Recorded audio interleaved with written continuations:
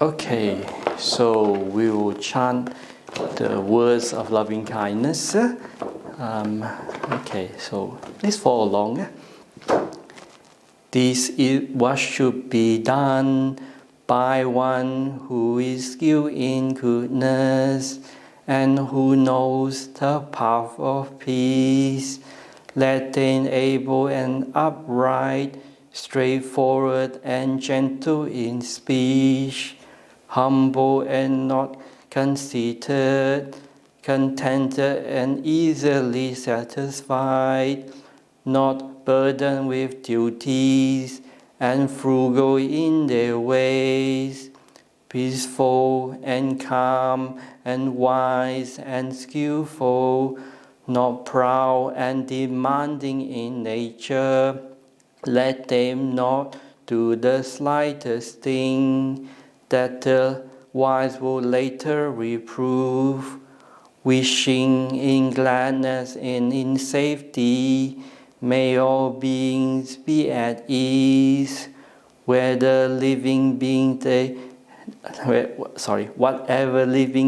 they may be, whether they are weak or strong or meeting none, the great or the mighty, medium, short or small, the seen and the unseen, those living near and far away, those born and to be born, may all beings be at ease. Let none deceive another or despise any being in any state. Let none through anger or ill will wish harm upon another, even as a mother protects with her life her child, her only child. So with a boundless heart should one cherish all living beings, radiating kindness over the entire world, spreading upwards to the skies and downwards to the depth, outwards and unbounded, free from hatred or ill will, whether standing or walking, seated or lying down, free from drowsiness.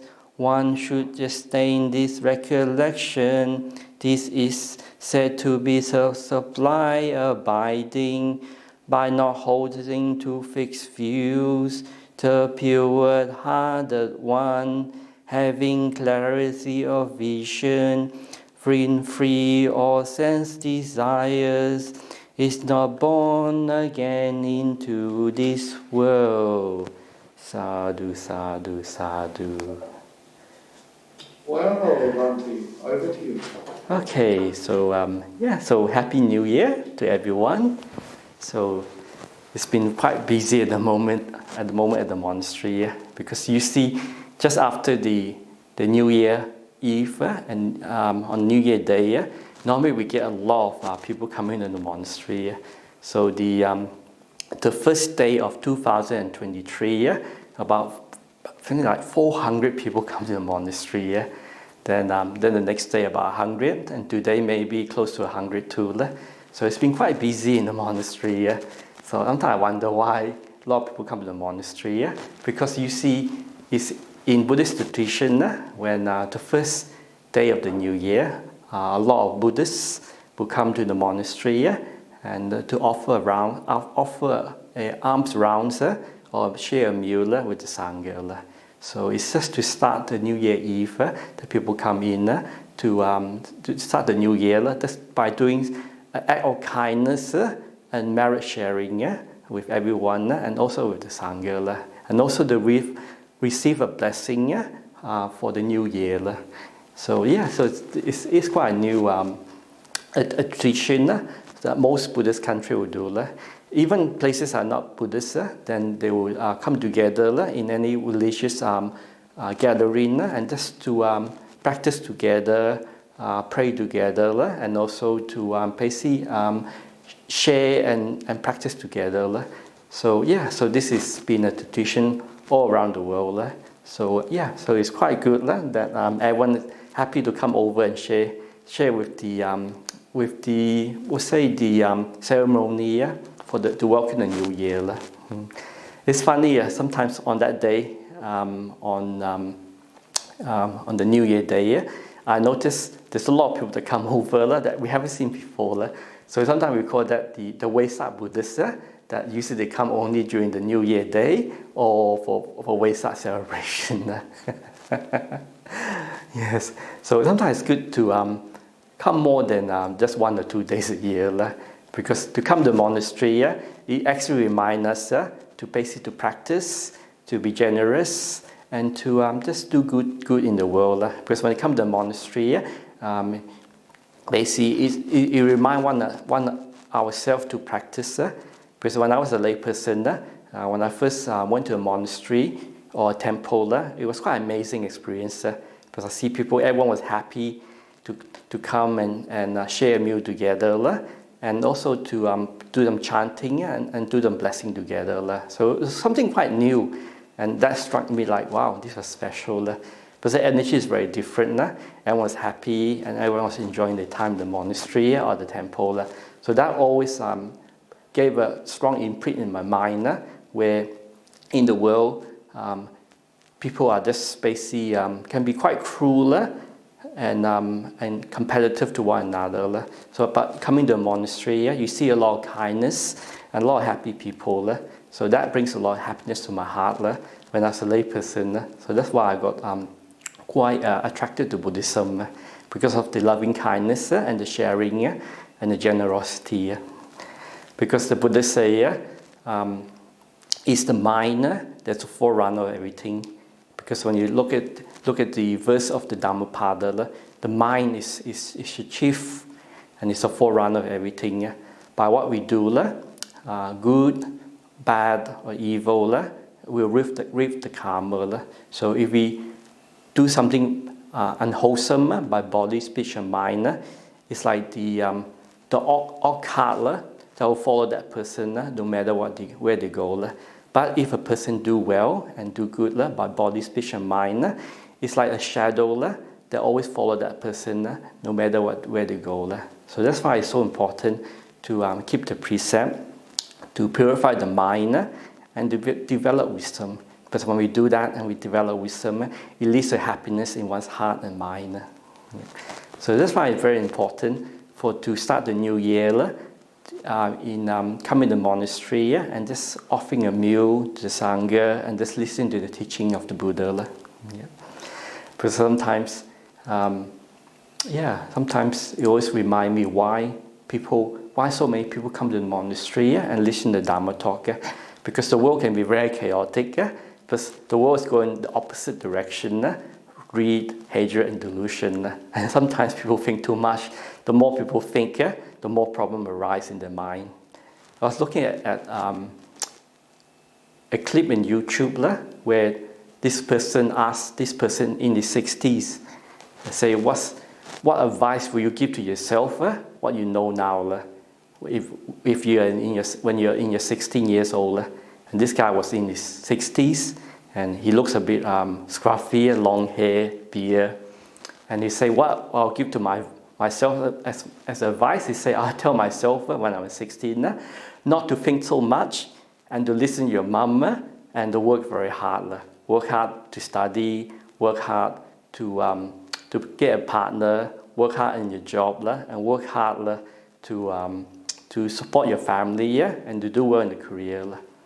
So I think of that sounds like my mum. My mom used to tell me that too, to study hard, to go to university, to get a job, work hard in your career, and find a partner and settle down. I mean, I didn't study that well, so it's pretty good, so I didn't think so much. I did work 2 jobs and did many jobs. I didn't really find a partner at all because I find it was a bit too much pressure, and my friends was basically just competing one another. I found that I'm not interested competing one another, and it becomes like almost a bit of an act. So But the funny thing is, my friends were single, they complained that they were single. And when they're married, they complain that they're too busy and they don't have time. And they don't have free time. They wish they were single. I was going, wow, geez, okay. That don't sound right. But luckily, I came across Buddhism and meditation. And I found there is another way. Not overthinking too much, worrying about problems. Or not working really hard to get ahead in life. Because sometimes we realize if we work too hard, we think too much, we stress out and burn out. Because these days, people are just working so hard just to get by in life. Or some people just give up completely and get into other habits. But in Buddhism, we try and practice a middle way. Not too relaxed, not too extreme, or doing too many things. We walk the middle path. So the middle path is moderately, skillfully, in keeping our 5 precepts, washing our mind carefully, washing our mind, our body, our feelings, and our thoughts. Because when we wash these, also, so basically mindfulness of the body, mindfulness of the mind, mindfulness of the feeling, and mindfulness of Dhamma. So Dhamma is basically wisdom. So when we develop these 4 foundational mindfulness, we are very careful and we are aware what's happening in our daily life, whatever we do, in order to develop wisdom to lead to happiness. But the precept is the most important thing. These days, how many people in the world keep the 5 precepts? Very few. And how many people are very careful watching the body, the mind, the feeling, and wisdom? Very few people does that. So as practitioners, we practice that way in order at least to overcome our suffering and develop our happiness, our compassion and wisdom to lead to happiness of virtue, happiness of a free mind. Then when wisdom arises, seeing things, the cause and effect of the harm and danger of not taking care of our mental well-being and our speech, our action, speech and mind that leads to suffering to ourselves and other people. So when we develop wisdom or compassion, then it leads to happiness to ourselves and other people. So that's why it's so important to develop or be aware of these 4 foundational mindfulness. Okay, so let's see. What can I think of? Sometimes it's quite interesting trying to come out with interesting topics. But there's one simile that I noticed that I just quite noticed when I'm staying in my kuti. Because when I stay in my kuti, it's very quiet and it's quite peaceful. And you learn a lot from nature.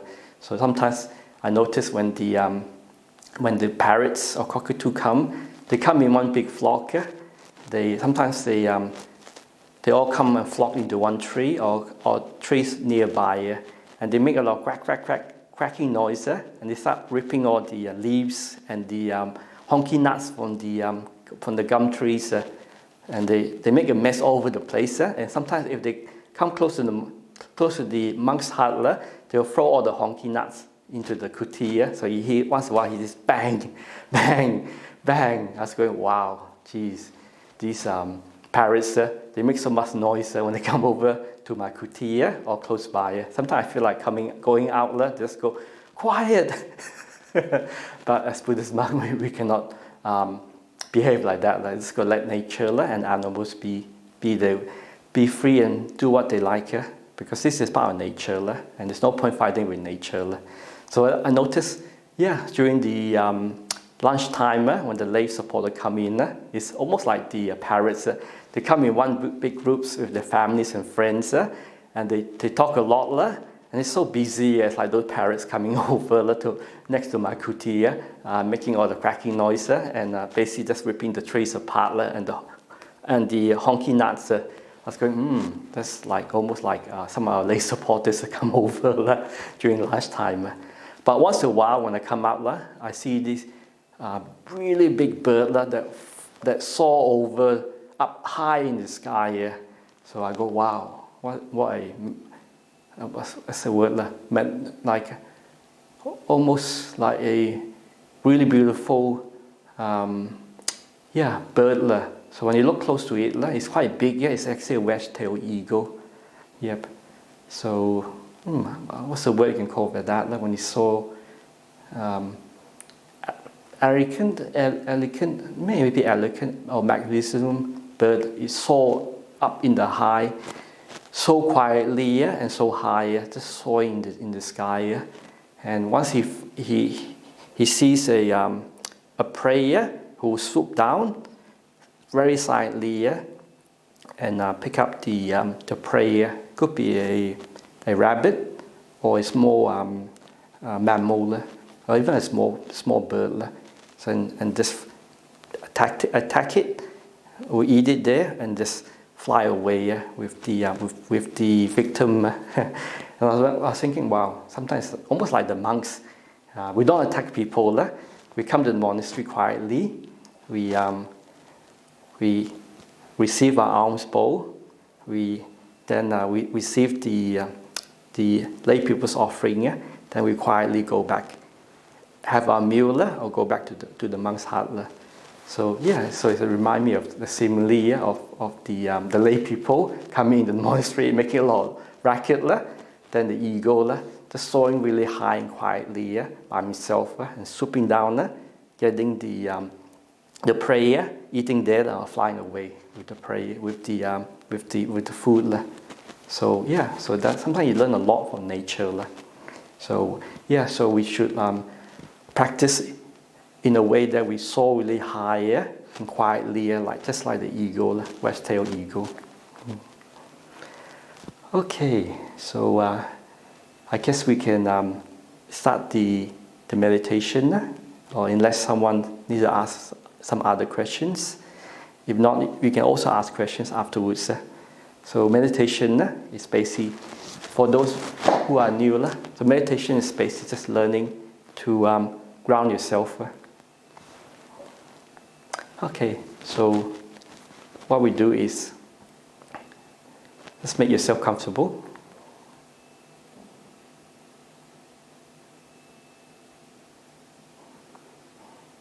And gently close your eye.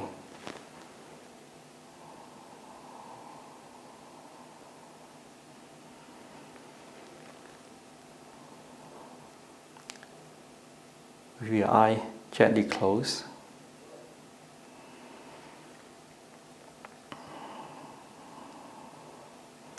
we always start off with a body scanning, or we call it exploring the body, exploring this body, mind and feeling.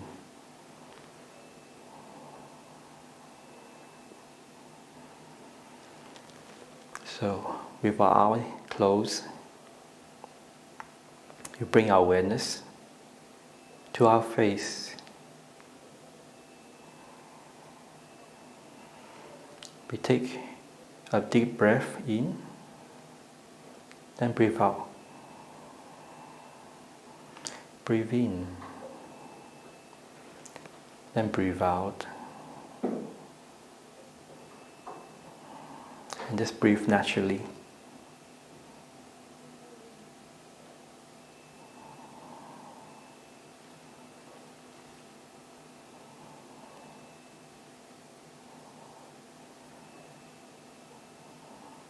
It's very important just to ground ourselves within this body.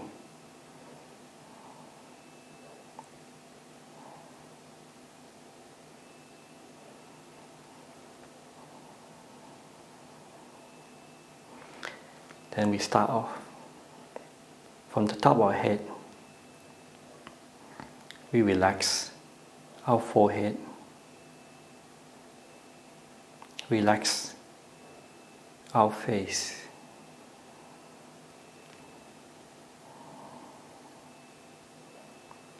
Relax our neck.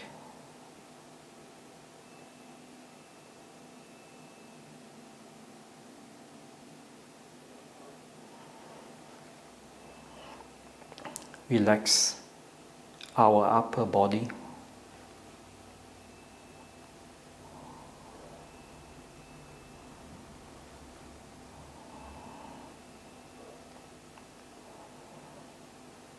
Any part of the upper body that's a bit tense or tight, we just relax it, and just let our energy, any tightness, just flow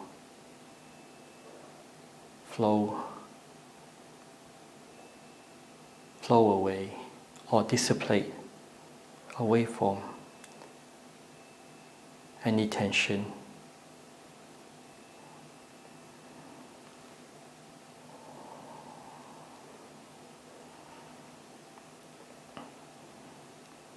Now, we bring our awareness to our arms. Relax our arm.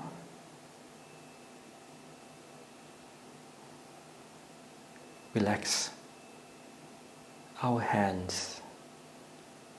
Relax both our hands. Relax our fingers.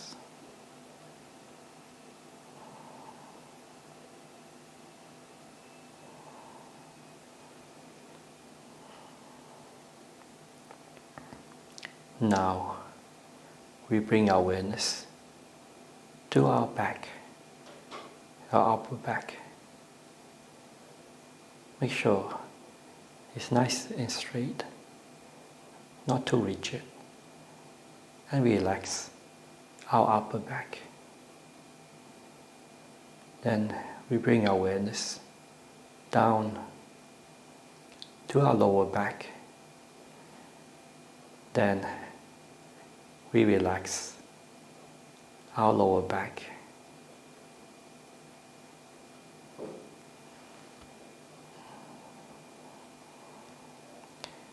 Relax our tummy. Relax our waist.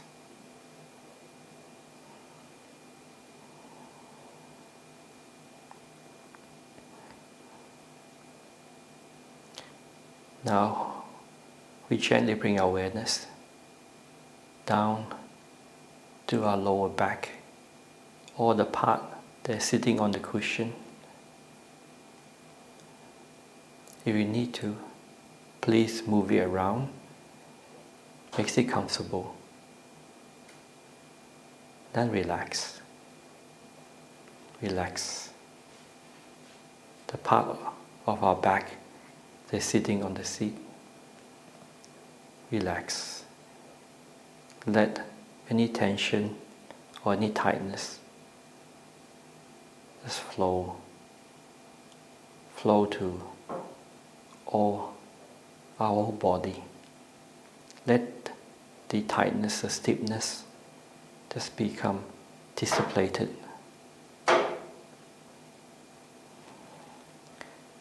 So with our lower back relaxed, now we bring our awareness to both our leg.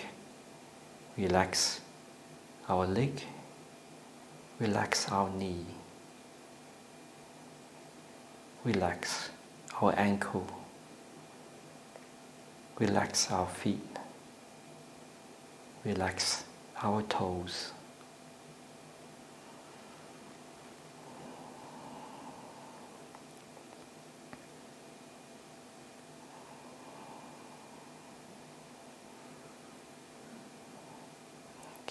Now, we gently bring all our awareness to our whole body. With this awareness grounded with this body, we feel, we notice any part that is still a bit tight or stiff or sore or a bit painful. We just allow it to relax. Relax. And make it ease. Make it soft.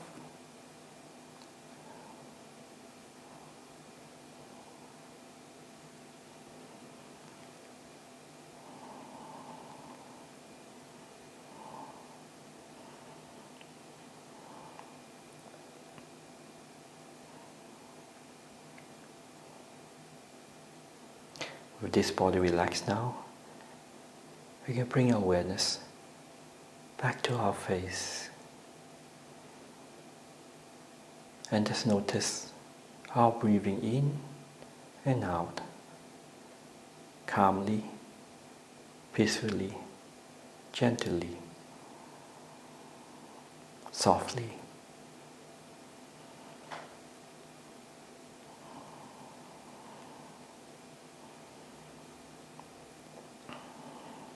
We use our breath to calm and to relax the body and the mind.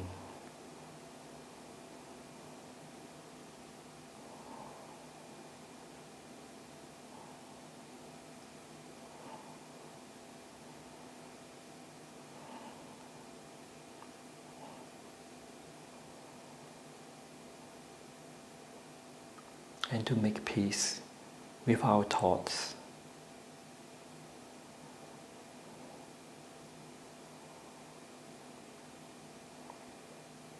We're so busy planning and thinking, but now it's time just to let our plans and our goal and our responsibility go.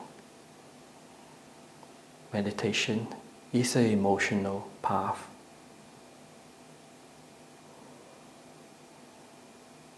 Of peace, calm, and letting go.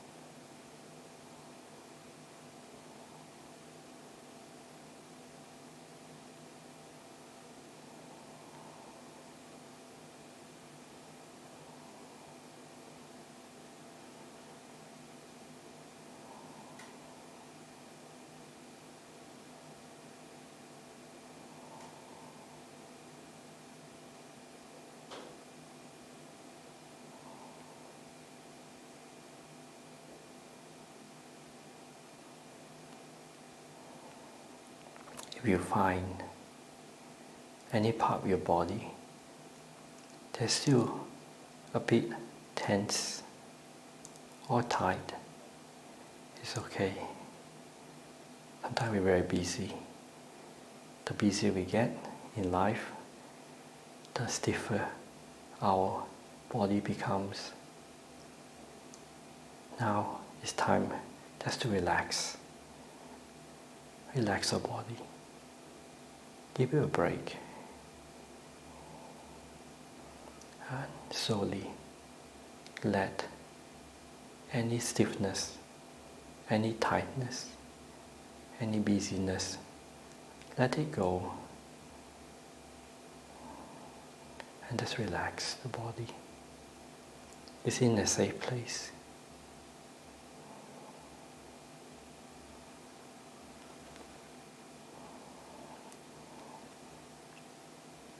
Allow your breath to breathe in gently and calmly. Relax and let go.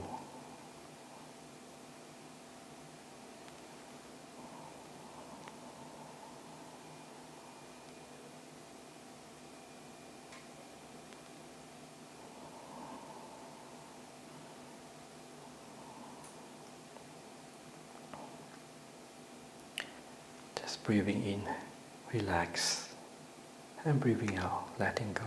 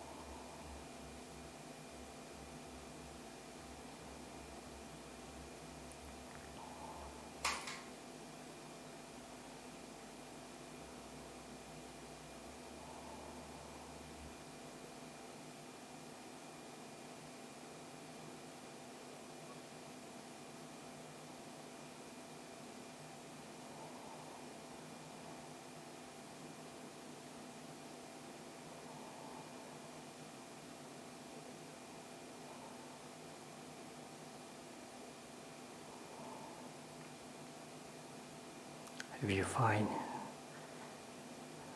you still have wandering thoughts, it's okay. Just gently bring your awareness back to the body. Any tension, any stiffness, just relax. Relax the body as much as possible.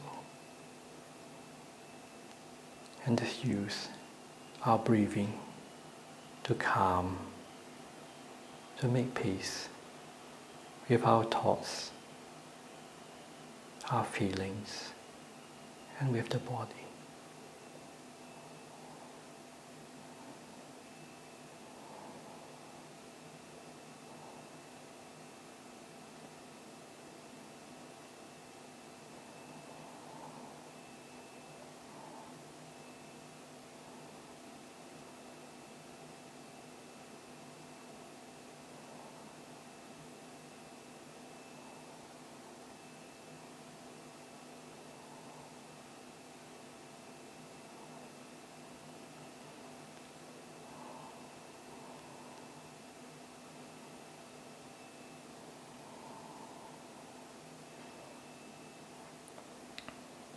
We use our breath as a point of comfort and peace, and calmness.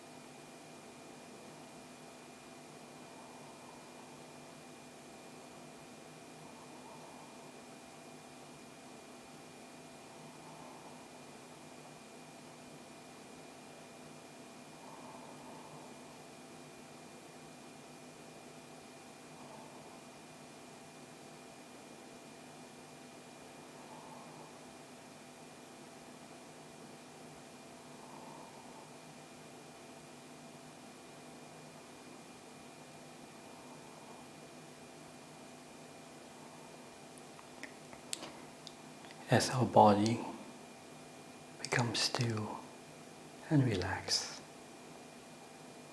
then our mind becomes calm and peaceful. This is where we find peace, calm, and freedom.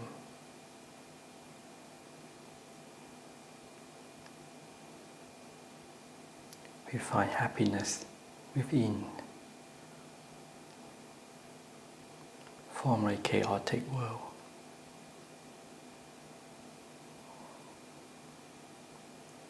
Peace is always in our mind and in our body.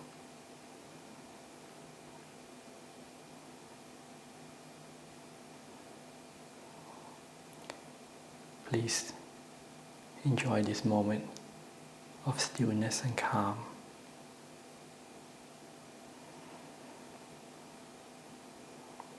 From a chaotic world.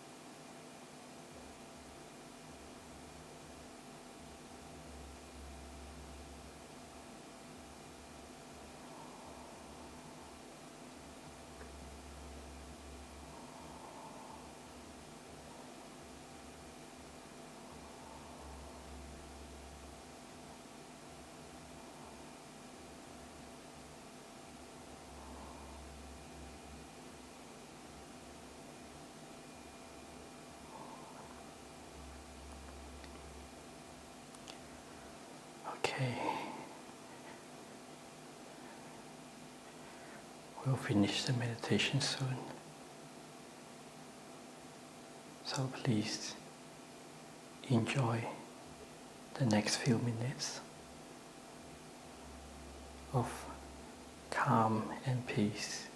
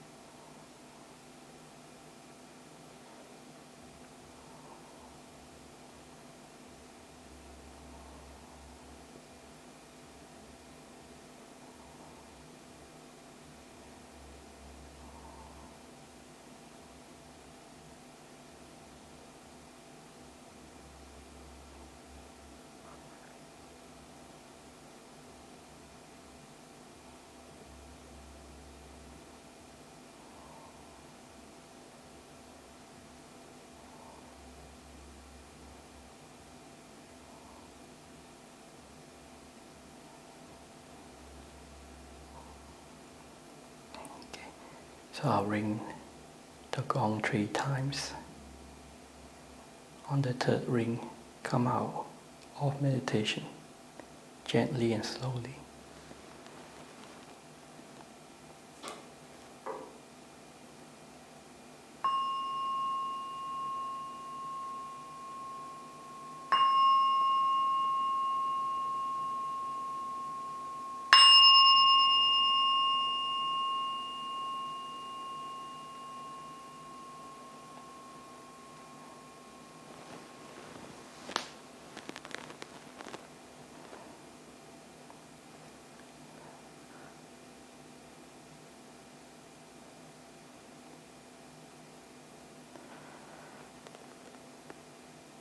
Okay, so yeah, just slowly come out and just sit quietly.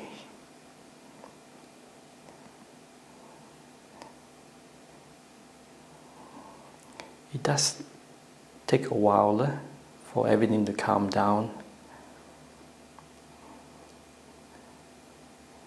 Because we are living in a world where there's so much information and news. Even in the monastery, we hear so many different news from our supporters, also some of our friends. It's like the whole world is bombarded by information.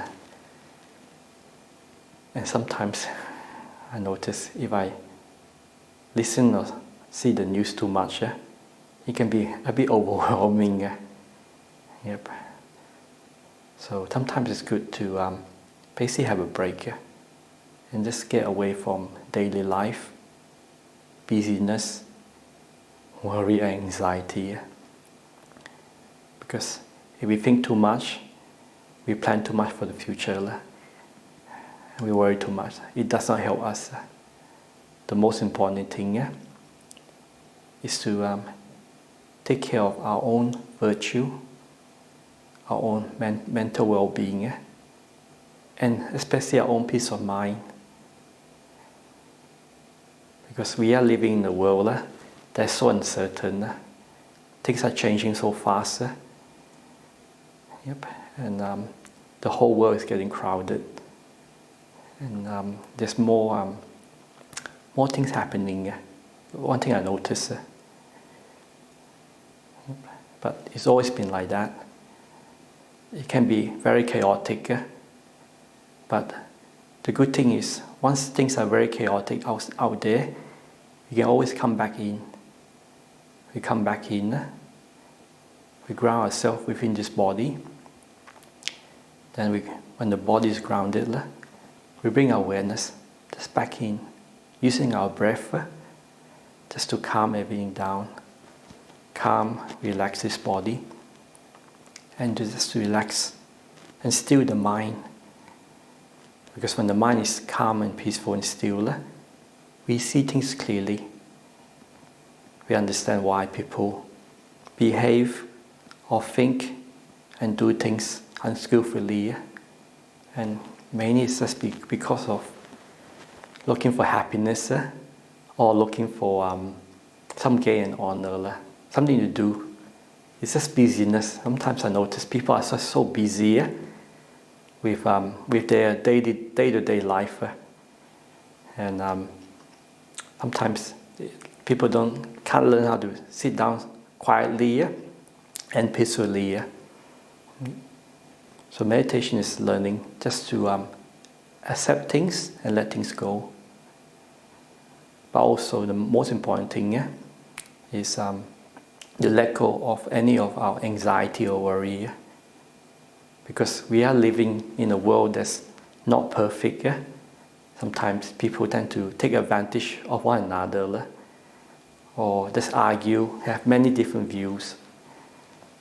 But sometimes it's best to basically let go of all these things that's happening and just learn to sit down peacefully and ground ourselves in our own breath. Because when the mind is quiet, calm and peaceful, we see things clearly through a mind that's pure, free from greed, hatred, and delusion. Because if there's a lot of delusion, we don't see things clearly. So when the mind is calm, peaceful, and still, we see things clearly. Yep. So that's something that I notice people are losing these days. They're so busy. And sometimes if I hang around people that are so busy, I become very busy too. Yep. And also that's why these days I try to spend more time by myself in the forest, in the kuti, and just watch the nature, the birds, the kangaroos, the forests. Yep. It's so peaceful and calm. When the environment is calm and peaceful, then the mind becomes calm and peaceful. Yeah, so that's why for monastic and practitioner, we always look for quiet places, deep in the forest, up in the hills, or up in the mountain, away from the busyness of daily life. So same thing. So when you find life can be very busy and full of burden and worry about the future, sometimes we just have to withdraw back to this body and do the mind. Yep. And we allow our breath just to calm everything down. Yep. Because our breath is our safety line. So when we stay with the breath, then we allow the body to relax, then the mind will become calm. We let go of the future. We let go of the past. Everything is so uncertain. The most important thing is now. Our peace and happiness is where we find peace, freedom, and wisdom. Yep. Not through thinking or doing things, just sitting there quietly. So when we're quiet, then we find our minds clear. Okay, so is there any questions? If you have a question, please feel free to unmute yourself or put a question in the chat.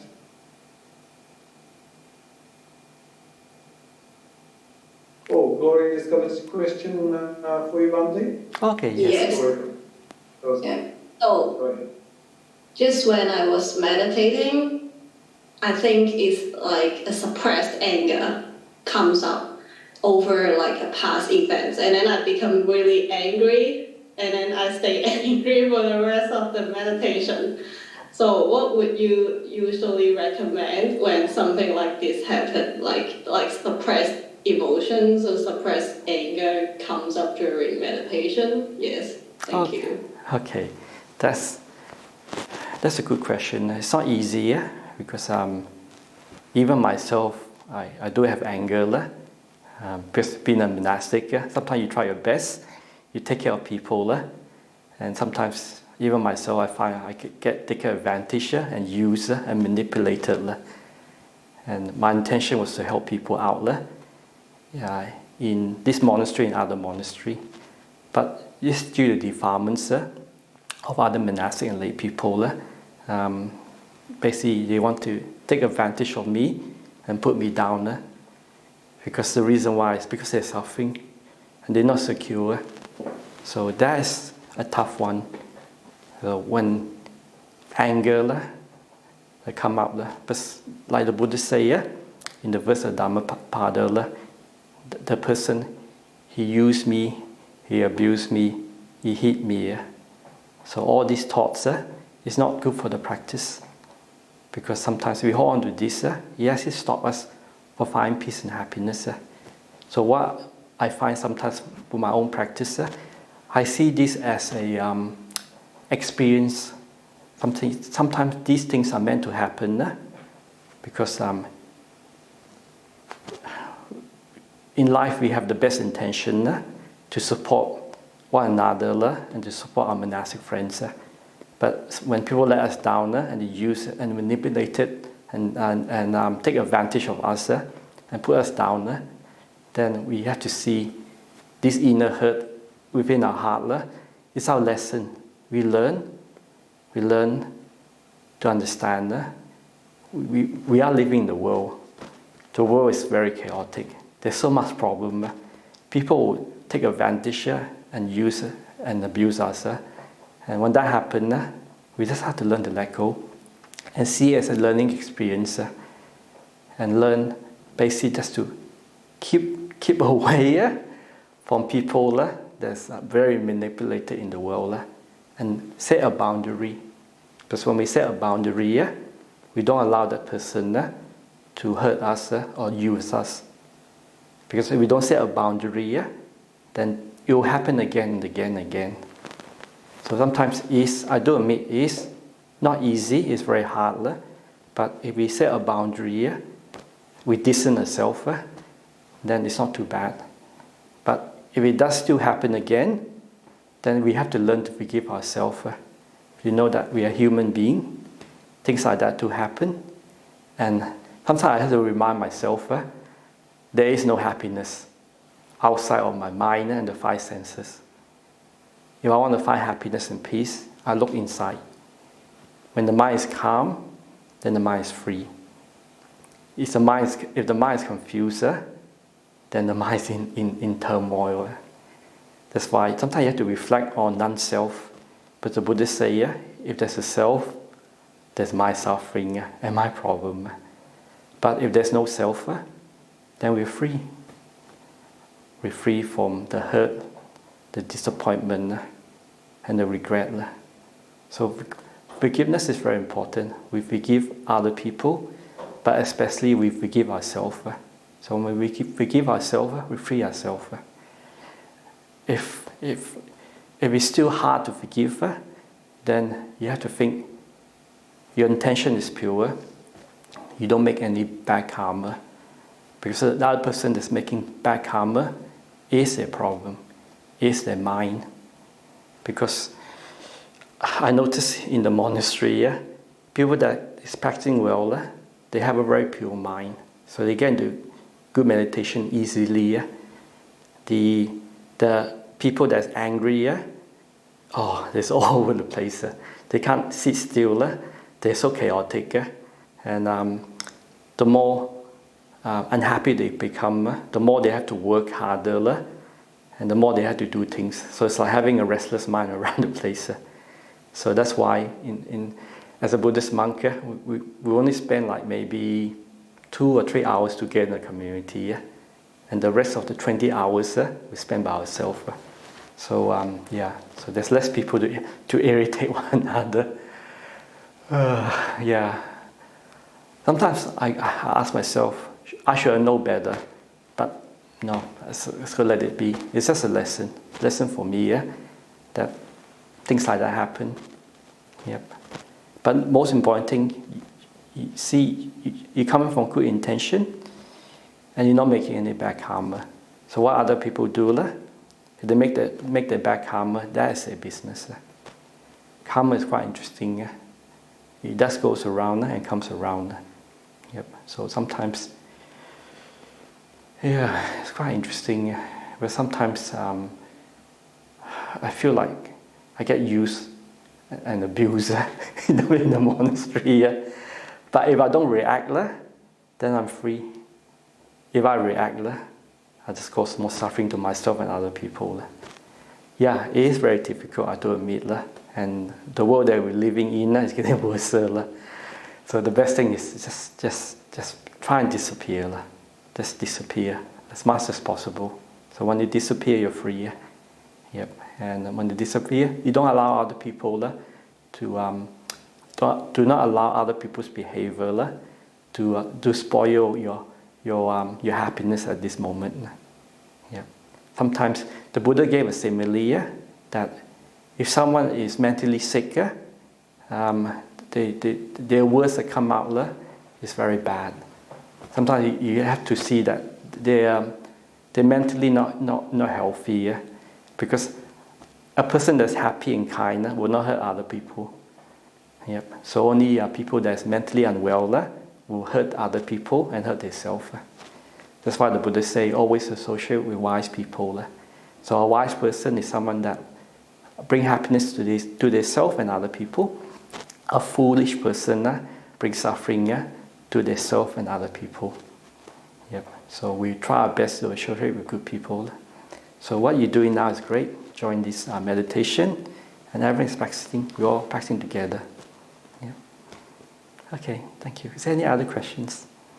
Rebecca. Well, we do have another one. Just one moment. Gloria, thank you very much for your question. It's a very interesting question, and for your answer, Bhante. Very, very interesting discussion there.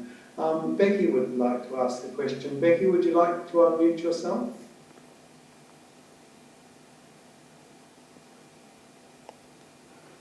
Becky has actually put something in the chat here. Would you like to unmute and ask directly, Becky, or would you rather I read it from the chat? Chris, I think maybe you read because I'm not good in speaking. Certainly, I can do that for you. Bhante, if you're okay, I'll read it from the chat for you. Okay, yes. Thank you. Thank you, Bhante. So good to see you again, Bhante Cunda. How to let go the concern and anxieties over the body when having chronic illness and pain. I tend to think I'm old enough to stay okay, I have enough from life, that whatever comes and nature take its course. Thank you very much. Would you like to comment on that? So how to let go the concerns and anxieties Okay. having chronic illness and pain? Yep. So body pain is something that is not easy. Depends how much pain a person is in. But what I find is sometimes when there's overwhelming pain, we go into it, then we learn to almost switch off. So how we switch off is we learn not to react to the pain. So it's easier said than done. So one way is to basically, when you sit meditation, is to go into the breath. When you go into the breath, then if you don't move the body, it will slowly disappear. And if we move the body, then the awareness of the body will come back. That's why body scanning is very important. Yep. And why I say that is a good practice is sometimes we have people that come to our meditation class or our retreat that have really bad cancer or injury. And if they can learn to accept the pain and let go of the body, then it disappears. Because when we are in pain, we're almost like desperate to get rid of the pain. And sometimes when there's a lot of pain, the best way to do that is to basically learn to drop the body as much as possible. Yeah. I mean, one reason why I go into meditation is when I was younger, I would have bad anxiety, and my hand would shake to the point where I have to learn to relax my body as much as possible. Because I heard meditation can heal the body, so that's why I did meditation, and I enjoyed the quietness of the mind and being attached from the body. That actually I felt a lot of happiness when I was doing meditation, and the mind become very peaceful and calm. Once that happened, I wasn't aware of the body. It's only when I bring the awareness to the pain or the body it arises. But if I bring my awareness to the breath, then the body will disappear. When the pain is gone, you feel a lot of peace and bliss from not carrying this burden around. So it is difficult to drop the body, but the more we drop it, the easier it gets. Because I notice as I get older and older, this body is there's a bit more ache and pain. But the only way for me to not carry this burden body around is basically just learn to let it go once in a while. Yep. Allow it to disappear. Yep. And basically, one important thing is to accept the pain and the old age of this body. The more we accept it, the more we make peace with it, the more we can let it go. The more we fight it, the more we try and do something about it, the more it becomes an attachment. Yep. So it is not easy, but you have to learn to be quite skillful. So as for anxiety, anxiety is a tough one. Sometimes we have to try and do walking meditation, and if that don't work, try to do metta meditation. So just send metta out to people that ignore you.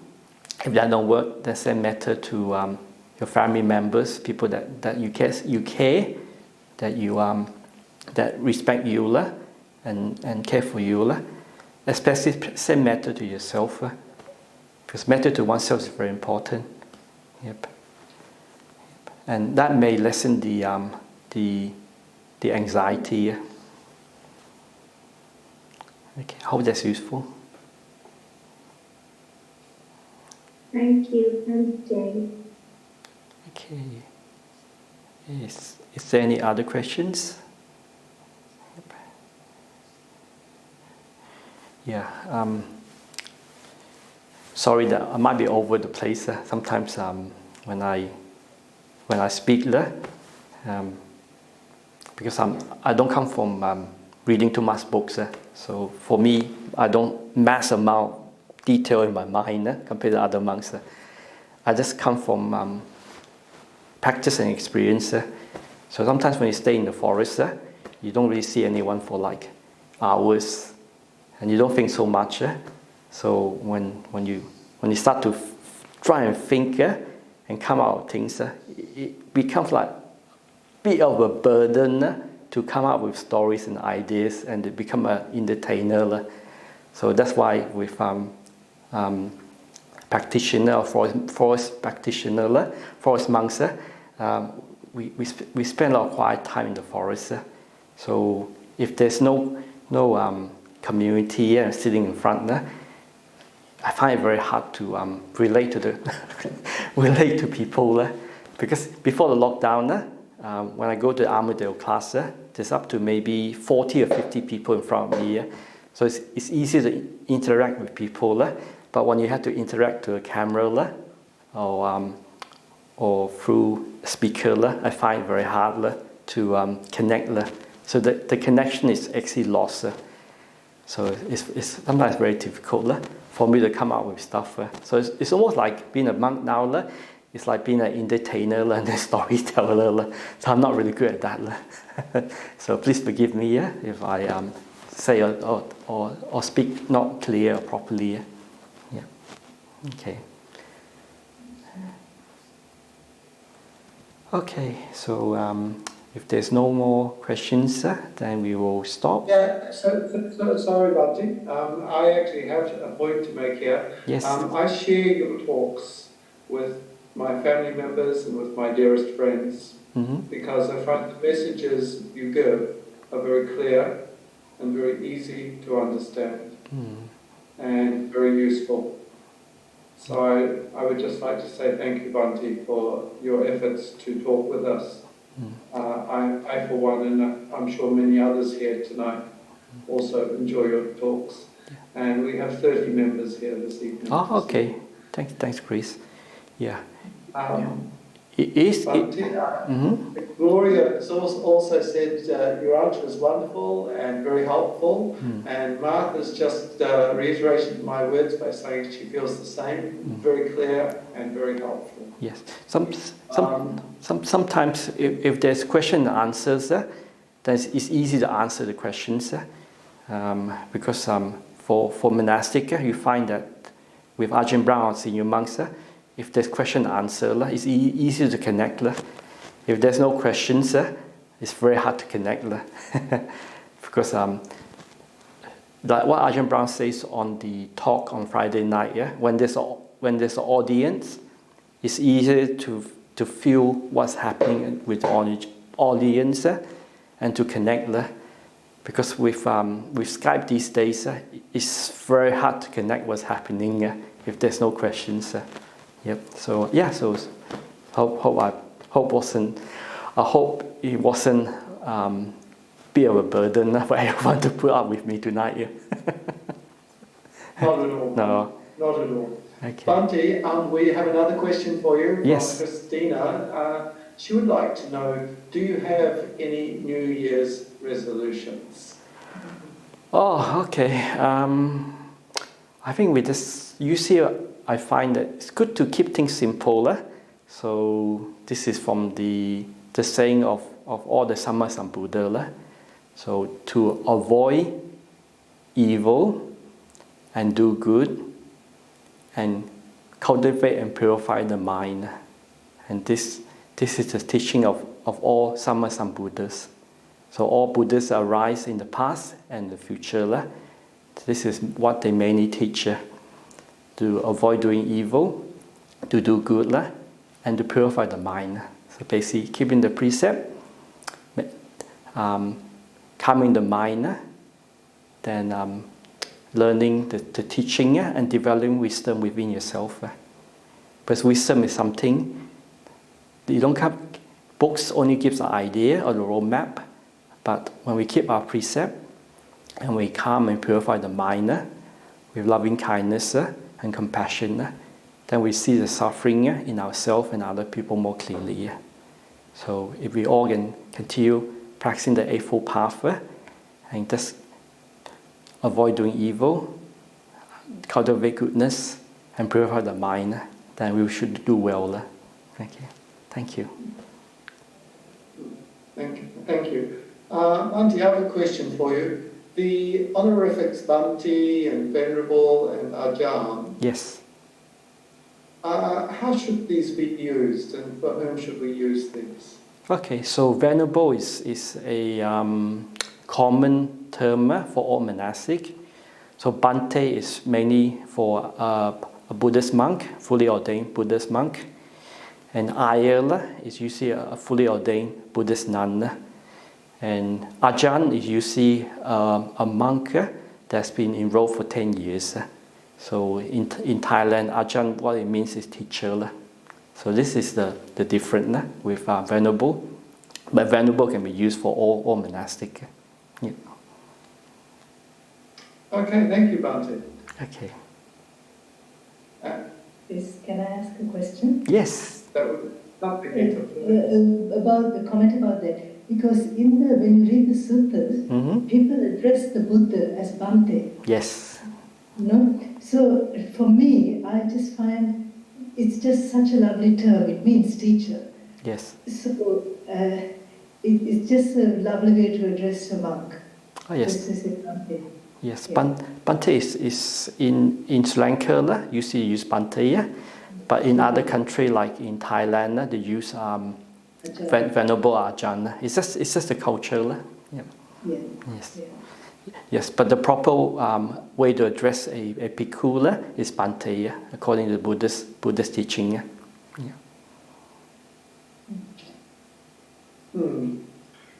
Thank you very much. Okay, no worries. Thanks, Chris. Thanks for organizing everything. And yeah. Well, actually, Marlene is the organizer. Oh, Marlene. So. Okay, thanks, Yes. Marlene. Yes. So. Can I share something also? Oh, yes, please, Marlene. Yes. Yeah.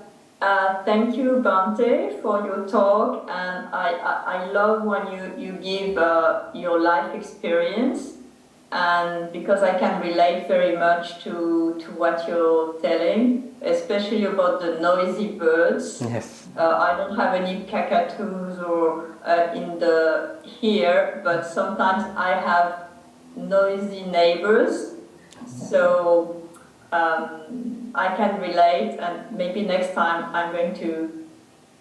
Well, I wanted to know how do you deal with the noisy birds?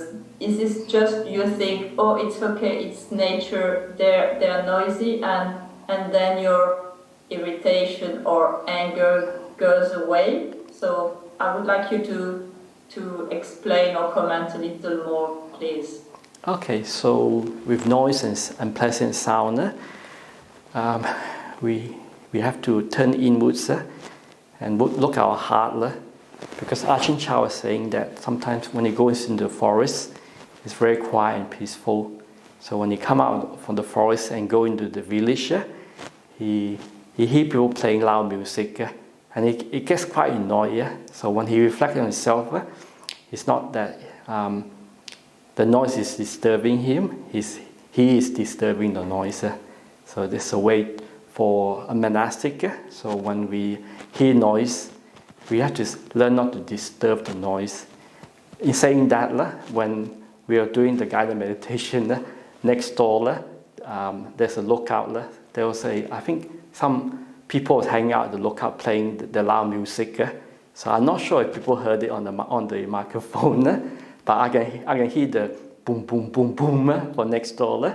But because the window here is double glazed, so this room is quite soundproof. But I can hear the discotheque next door from the lookout. And some of the monks told me sometimes it's so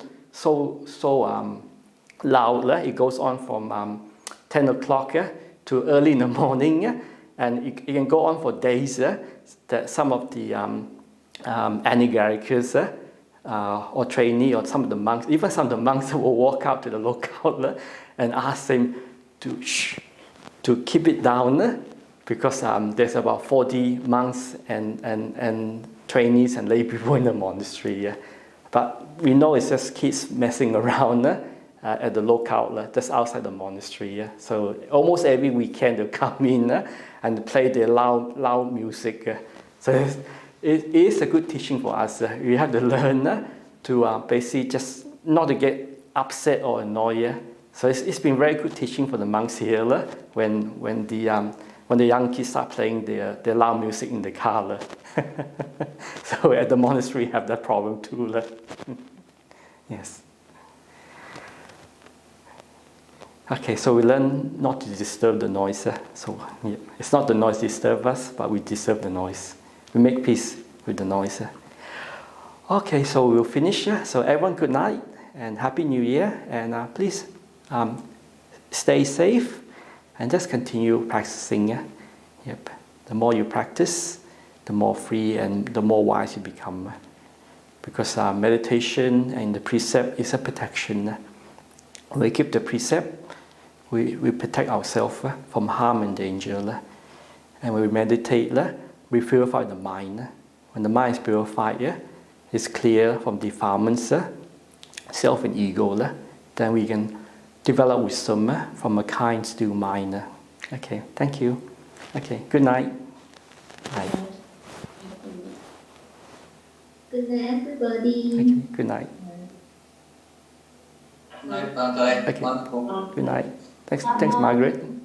Happy New Year. Yes, Happy New Year. Good night. Thank you. Thank you. Thank you. See you all. Thank you. Good night.